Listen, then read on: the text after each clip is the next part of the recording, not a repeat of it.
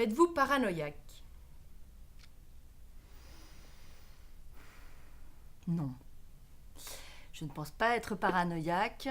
Par contre, très souvent, paranoïaque dans le sens il y a un grand truc organisé contre moi, tout le monde m'en veut, etc. Non. Mais par contre, j'ai des inquiétudes, quoi. Ouais, j'ai des inquiétudes par rapport à la santé du monde, par rapport au climat, par rapport à l'avenir de mes enfants, tout ça, ça oui. Mais je ne pense pas être paranoïaque. Je ne crois pas. Il faudrait demander aux gens avec qui j'habite.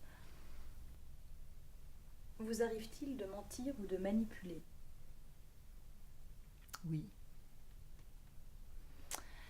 Bon, bah moi je fais de la mise en scène, donc déjà, c'est quand même un truc où il faut tout le temps avoir l'impression, donner l'impression aux gens qu'on sait ce qu'on fait alors qu'on ne sait pas toujours ce qu'on fait, et avoir l'air sûr de soi et, et décider de jouer au capitaine, quoi. Donc ça, c'est quand même un grand mensonge permanent, la mise en scène.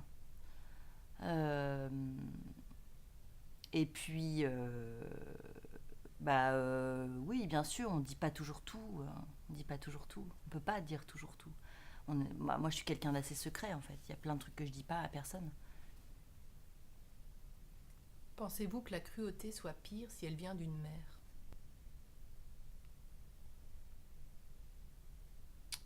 Euh, non. Au contraire, j'ai envie de dire que les mères, elles ont suffisamment de problèmes pour avoir le droit de péter les plombs et j'aurais plus envie de les excuser que les bourreaux qui torturent des gens. Non. Et vous, êtes-vous capable de cruauté?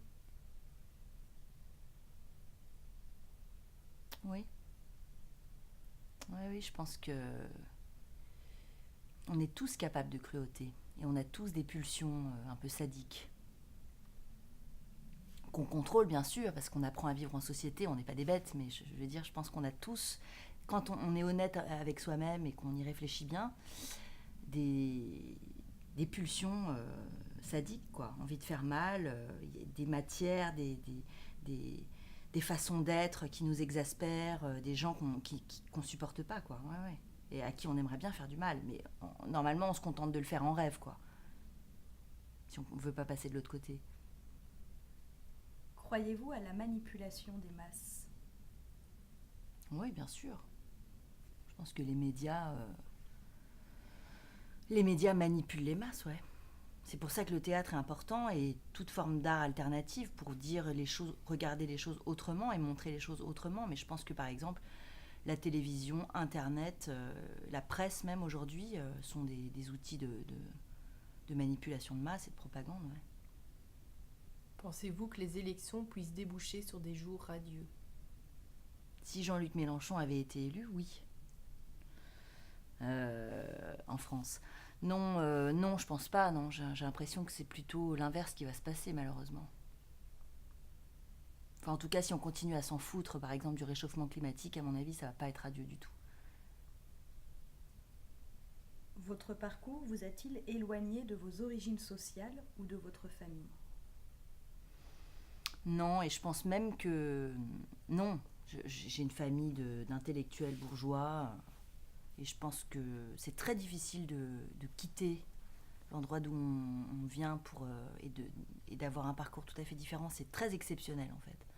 Et moi, je ne fais que poursuivre ce que ma famille a commencé, quoi. Donc, je n'ai pas du tout l'impression d'être en rupture par rapport à ma famille, et je pense que c'est extrêmement rare que ça arrive. C'est des parcours vraiment. Les gens qui arrivent à sortir complètement du milieu dans lequel ils sont nés, c'est vraiment exceptionnel, quoi.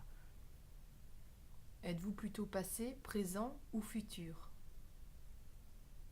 Je suis quelqu'un de très angoissé et de très inquiet, donc je suis plutôt futur en fait.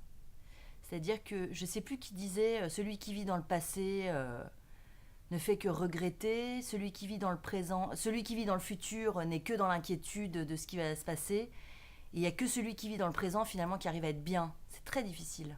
Moi je suis plutôt futur, mais pas forcément dans le bon sens du terme, quoi. Pas en train de forcément d'imaginer que ça va être merveilleux, mais plutôt toujours en train d'anticiper la catastrophe qui va arriver, quoi. Aimez-vous jusqu'à l'idolâtrie? Non, pas du tout. C'est-à-dire qu'il y a... Quand bien même ça arriverait, très vite, mon sens de l'humour et mon sens de la réalité reprend le terrain, et donc je suis incapable d'aimer quelqu'un jusqu'à l'idolâtrie. J'ai trop vite envie de me marrer, de démystifier la situation, quoi.